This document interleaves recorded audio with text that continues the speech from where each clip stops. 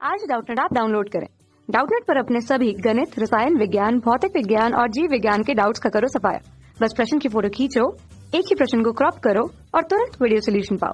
अभी डाउनलोड करें। प्रश्न हमें दिया हुआ है कि 20 सेंटीमीटर लंबा तथा 0.01 मिलीमीटर व्यास के किसी टंगस्टन के तार को जहां 2500 केल्विन ताप पर एक निर्वात बल्ब में रखा गया है। टंगस्टन का तार जहां आदर्श कृष्णिका की अपेक्षा केवल 36% ही ऊष्मा विकिरित कर पाता है, जहां तार की विकिरण की दर हमें वॉट में ज्ञात करनी है। स्टीफन नियतांक का मान जहां हमें 5.67 × 10⁻8 वॉट प्रति मीटर वर्ग केल्विन की घात 4 के रूप में दिया हुआ है। सबसे पहले तो हम बना ले एक निर्वात बल्ब जिसमें टंगस्टन का तार लगा हुआ है। ये है निर्वात स्थान, निर्वात बल्ब है, उसमें यह टंगस्टन लगा हुआ है, जहाँ टंगस्टन के रूप में उसकी लंबाई कितनी दी हुई हमें 20 सेंटीमीटर।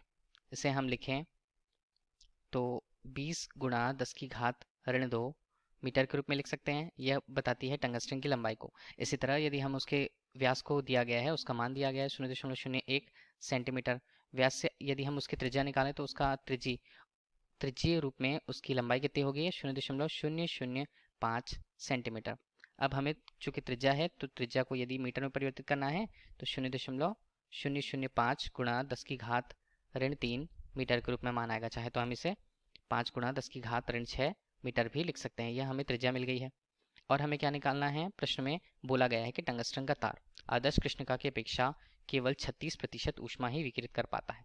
अर्थात यदि हम उत्सर्जन क्षमता बोलते हैं, उत्सर्जन क्षमता किसके लिए, टंगस्टन के लिए या किसी वस्तु के लिए हमें देखनी है, इसे ई से व्यक्त किया जाता है, जिसकी क्षमता यदि हमें दी हुई है उत्सर्जन क्षमता टंगस्टन के लिए, इसका मान दिया हुआ है कि वह कृष्णिका के, यदि हम आदर्श कृष्णिका की बात करें तो आदर्श कृष्णिका का जो उत्सर्जन क्षमता होता है उसका केवल 36% ही ऊष्मा विकिरित कर पाता है। तो ई का मान आदर्श कृष्णिका के लिए उसकी उत्सर्जन क्षमता 1 होती है, जिसका मान 36/100 के रूप में, इसका मान आएगा ई का मान 0.36। ठीक है, ये तो आया उत्सर्जन क्षमता का मान, हमें मिल गया उस टंगस्टन वस्तु के लिए। अब हमें तार की विकिरण दर ज्ञात करनी है। तो स्टीफन के नियम से यदि हम देखें तो स्टीफन के नियम से किसी कृष्णिका के लिए, कृष्णिका से संबंधित उन्होंने नियम दिया था। कृष्णिका के लिए क्या बोले हम, प्रति सेकंड, यहाँ पर हम लिखते हैं प्रति सेकंड, प्रति एकांक क्षेत्रफल, प्रति एकांक क्षेत्रफल में उस वस्तु द्वारा उत्सर्जित ऊर्जा विकिरण, तो हम इसे विकिरण के रूप में यदि ऊर्जा लिखते हैं, विकिरण ऊर्जा व्यक्त किया जाता है इसे कैपिटल ई से, इसका मान होता है सिग्मा T⁴ ई के रूप में। यह होता है विकिरित ऊष्मा।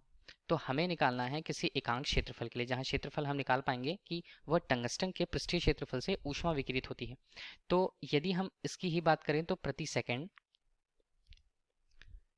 ए क्षेत्रफल, अर्थात उस टंगस्टन के पृष्ठीय क्षेत्रफल से विकिरित ऊर्जा, इसे हम फिर से लिखेंगे विकिरित ऊर्जा, क्या होगा, इसका मान E बराबर सिग्मा T⁴ ई ए के रूप में। अब देखिए ए क्या है, यहाँ पर टंगस्टन के लिए उसकी पृष्ठीय ऊर्जा है। टंगस्टन को हम किस प्रकार से लें, टंगस्टन को हम एक बेलनाकार संरचना बोल सकते हैं। टंगस्टन को यदि हम बेलन के रूप में चलिए लिखेंगे तो उसकी त्रिज्या काफी कम है, परंतु देखिए पृष्ठीय क्षेत्रफल उसका किस प्रकार आएगा। बेलन की पृष्ठीय क्षेत्रफल क्या होता है, पृष्ठीय क्षेत्रफल यदि उसके केवल वक्र पृष्ठों को ही हम यहाँ पर देखें, जिसका मान a बराबर 2πr_l के रूप में होगा। तो हमें क्या क्या मान पता है, हम लिख लेते हैं 2π × r का मान हमने कितना निकाल कर रखा, 0.005 × 10⁻3 मीटर के रूप में। लंबाई हमें कितनी दी हुई प्रश्नानुसार, जिसका मान दिया हुआ था 20 सेंटीमीटर, उसको लिखा था 20 × 10⁻3 मीटर के रूप में हमने। तो क्षेत्रफल को हल करने के पश्चात हमें अंतिम रूप से इसका मान कितना मिला था, 6.28 × 10⁻6 यहाँ पर आएगा मीटर वर्ग के रूप में क्षेत्रफल, हमें पृष्ठीय क्षेत्रफल जो टंगस्टन के लिए मिला।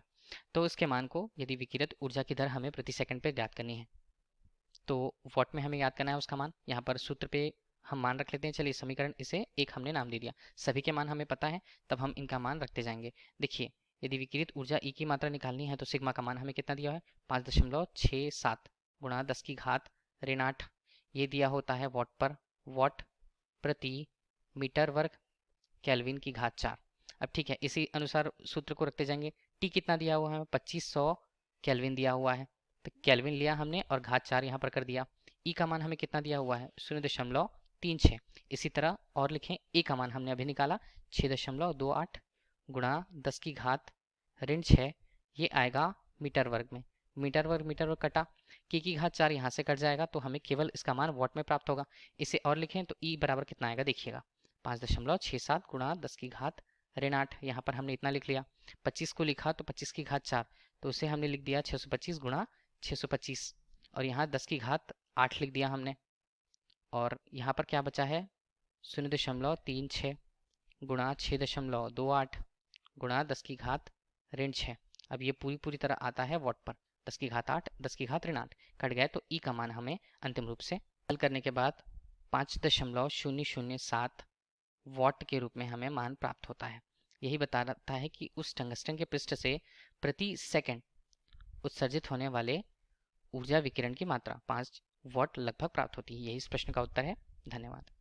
कक्षा 6 से 12वीं से लेकर नीट, IIT, JEE वो एडवांस के लेवल तक 1 करोड़ से ज्यादा छात्रों का भरोसा। आज ही डाउनलोड करें डाउटनेट ऐप या व्हाट्सएप करें अपने सारे डाउट्स 8400 400 400 पर।